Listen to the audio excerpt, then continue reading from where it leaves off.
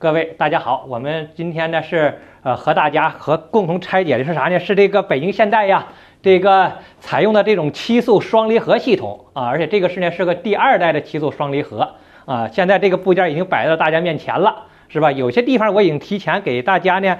展示出来，给拿下来了。尤其像这种部件比较这个沉的。是吧？我已经提前给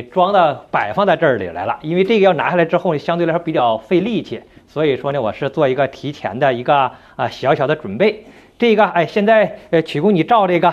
这就是这个双离合，整个的双离合系统。但是这个准备的是对离合器片，整个的双离合这个总成。但是这个是比较旧了啊，专门找了一个旧的让大家看一看。这个呢，一看是经过水的了，看了吗？这个。这是水泡过的，这个水泡过的，水泡过的生锈了，这都已经像这种严重的水泡了。这样来说，看着反正是不大，感官上不是太好，但是呢，这能体现出一些客户的真实用车场景啊，被这个车相对来说使用环境非常不好啊，被水泡沉的吧？对，非常非常沉，这是一个铁的，看了吗？很沉，我估计得有一个这个30来斤，30多斤吧，20多斤，我差不多吧，我感觉着是的，是吧？这个就是这个双离合这个就是这面连接的是发动机，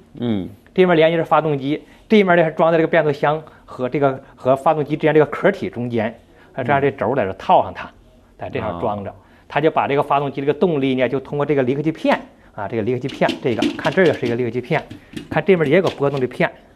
这也有这么一个双离合这也有一个，我拨弄它，现在看这也有这么一个，这2个，这也是一个2个离合器片，双离合器片嘛，双离合，然后通过这2个离合器片把这个发动机的动力就传递到这个变速箱里边了。刚才看了是这个双离合器这个大总成了，这个是吧比较沉的这块我们在这个操作上还有这块有这个小部件，这2个是个轴承，我们给它叫做分离轴承，2套这也是看了吗？一个是顶这儿。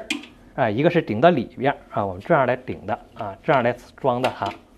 在这一块正好是我们说奇数和偶数2个轴嘛，奇数档和偶数档，1357是奇数档，这个246道这属于偶数档，正好是由这2个这个轴承来推这个片给它压着它，压住，是吧？对，当然我们这些都是由这个电脑直接控制它，由电机来进行执行的了。像以前手动变速箱里就属于我们人为来踩这个离合器，在这个学车的时候肯定都是用这个学手动变速箱的时候开车，是吧？我们现在好多驾校不还又专门用这个手动变速箱来学习嘛？那个时候就脚踩那个离合器，就是踩的这一块，就是分离这一块，使这个发动机的动力使它传入到我们变速箱里边然后踩下离合器呢，使这个发动机的动力呢和变速箱之间的动力进行切开它不再往里传递。实际当时我们踩的就是它，而我们推动就是这一块。当然我这个力量手的力量比较小，那压不动了，没那么大劲儿了，是吧？液压的力量比较大这是那个2个轴承这个就是那个波叉，2个波叉这不2个这个轴承嘛，正好是有2个波叉，就它来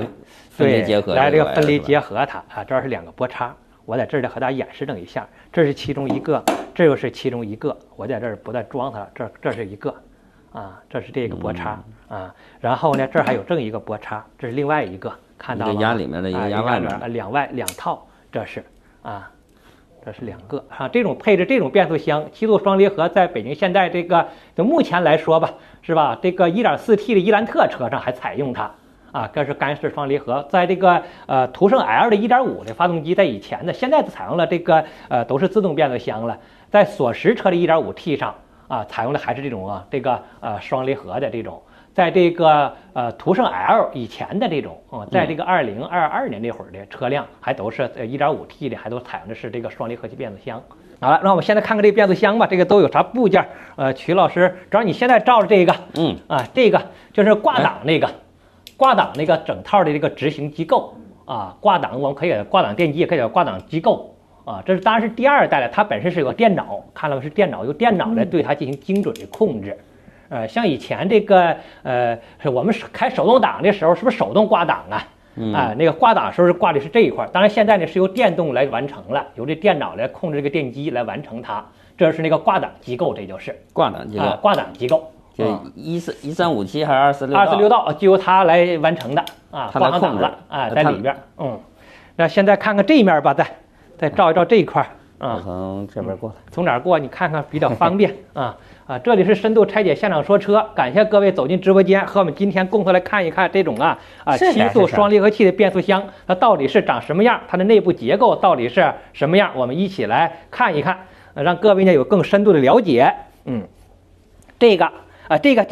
就是那个离合器的电机离合器的电机，当然它呢也是个变速箱电脑和变速箱的电脑呢来集成在了一起了。变速箱电脑的就在这里边这也是个电脑这个主控电脑，这是个挂档那个电脑，主要说的挂档。这个呢是在控制上的时候又控制这个离合器电机又控制它拉动它这相当于它是一个电脑，同时呢它也是控制呢我们什么时候进行换挡一个控制离合器一个控制换挡，这是换挡，而且它呢还有更多的功能，它主电脑相对于来说，它呢是说啥呢？是我们既要控制离合器，那另外它要什么时候换挡都要它发出指令，让这个挂档电机来进行操作，要把这指令呢发送给这个电脑。它是老板呗？对，相当于它是老板。对，你看现在来说这个电脑，你看和这个电机集成在一起了，是不是省多好多线？是吧？这个并不仅仅是为了省线的问题。这样来说，它在这里边可以精准的直接控制这个电机这样来说控制的更为精准，而且响应性更提高了。这是这是那个我们所说这个离合器这一块的机构。这一块这是电子按键换挡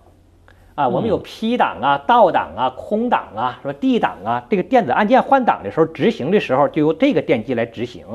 这电子按键换挡那个电机，这是3个大主要的部件。由电脑呢让这给电机呢发指令，由这个电机呢直接来进行完成是这样一个操作过程。等我把这电机拆了之后呢，我们也能够看到里边刚才你所说那个拉线是那个换挡那个杆也能够看到那我们现在呢就抓紧时间说到这儿了，我们就拆一拆，我们就先拆这个换挡这个电机是吧？就先拆这个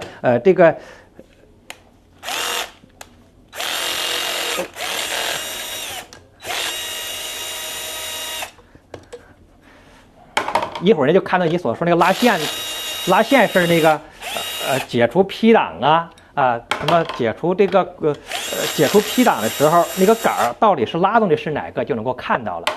PRND 都拉的对，这就是那个电机解档那个电机，我们有 P 档了什么空档了倒档了，就由它来进行挂上去解除它。来看这块这个杆